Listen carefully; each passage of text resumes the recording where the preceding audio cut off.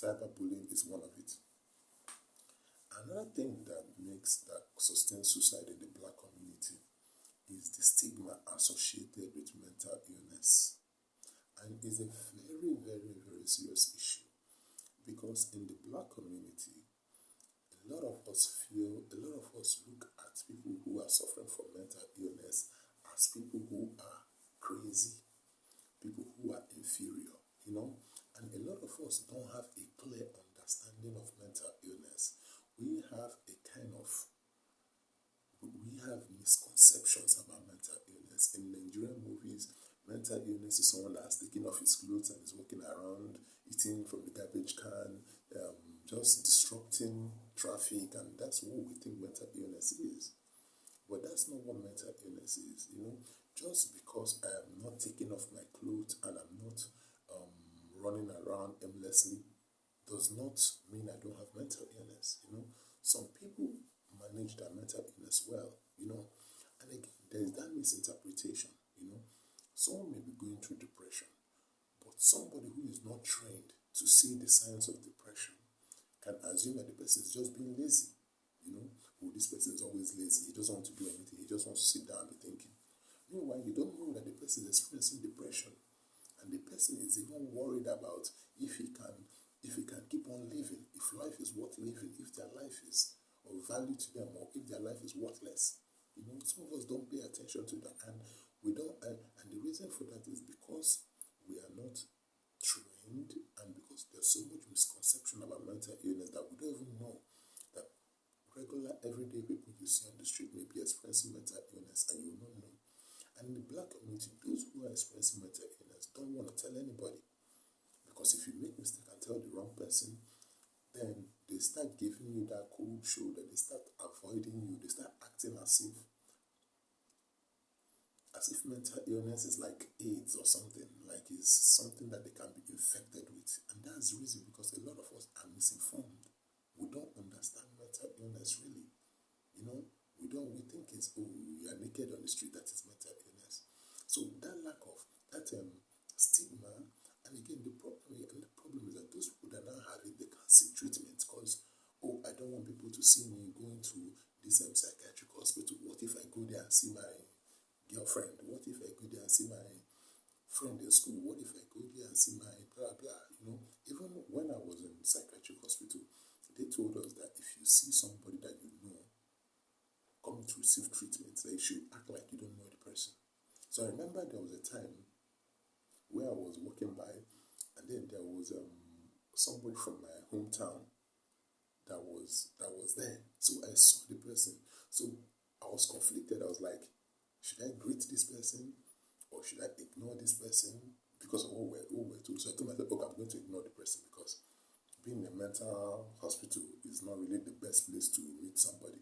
So as I was walking by, the person held me and it's like, where are you going? Why don't you greet me? What's going on? So, and I now greeted the person, but so you see, people are different.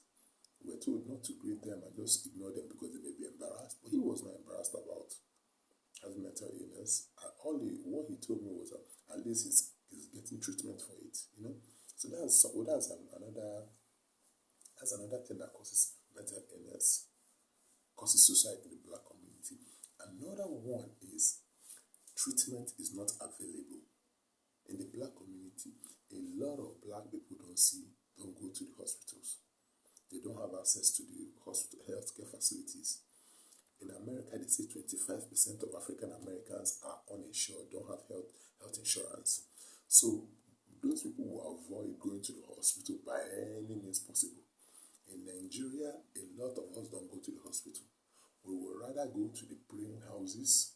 We would rather go to church, meet that pastor or this pastor that they said, if he touch you, he can wake you the dead, and go and meet one pastor that they've told us that he heals everything.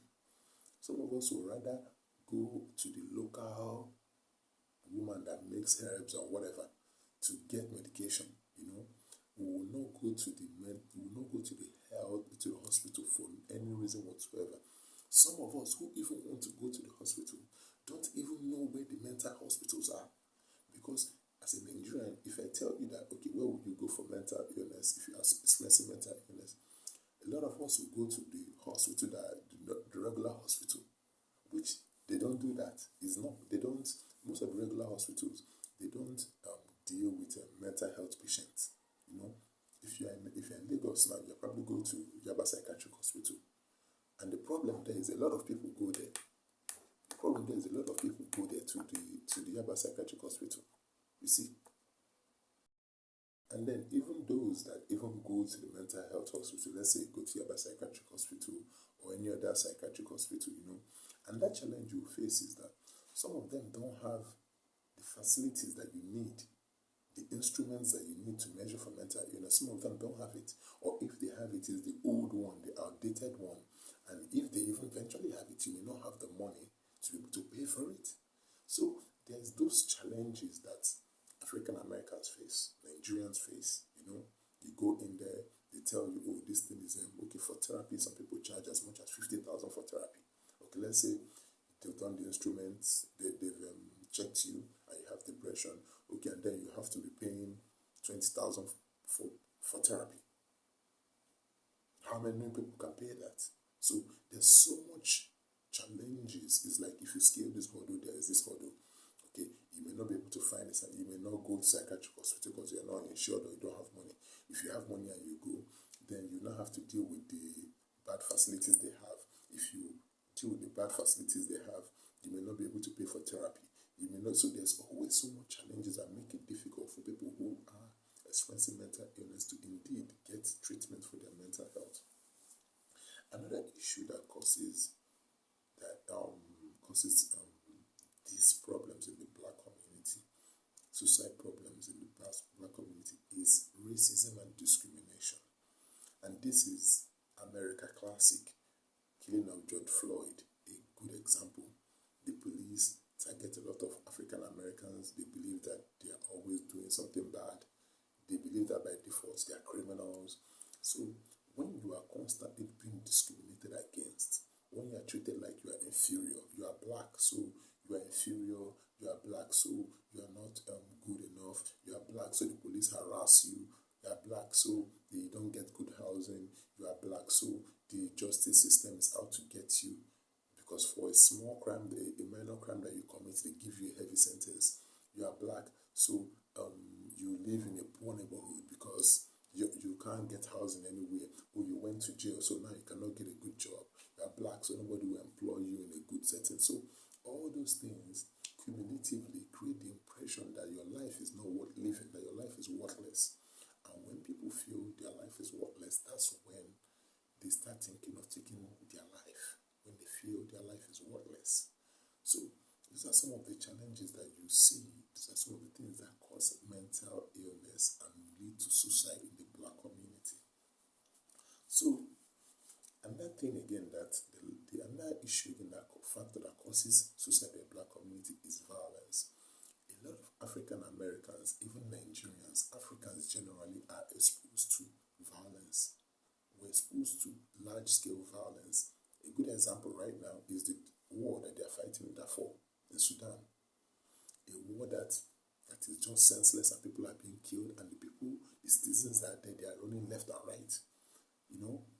How can, when you are exposed to that kind of violence, it is traumatic, it causes serious issues for your mental health. Another war again that you can look at is the war in Ukraine.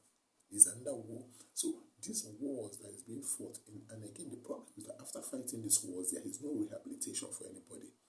The Nigerian Civil War, there was no rehabilitation.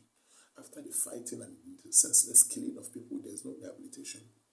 The NSAS movement that people got killed and some people kept denying it, there was no rehabilitation. The police brutality that goes on in America, where many people are being killed, many people are being targeted, there is no rehabilitation. In Nigeria, there is no rehabilitation when the police, when they accuse you of the crime you did not commit and send you to jail and you do the time only for the conviction to be in your favor, only for you to be released. There's no rehabilitation. So all these things gives the false sense that your life is meaningless. And when you're exposed to violence, you can end up taking your life because you feel your life is meaningless. So that's what I want you to learn on this.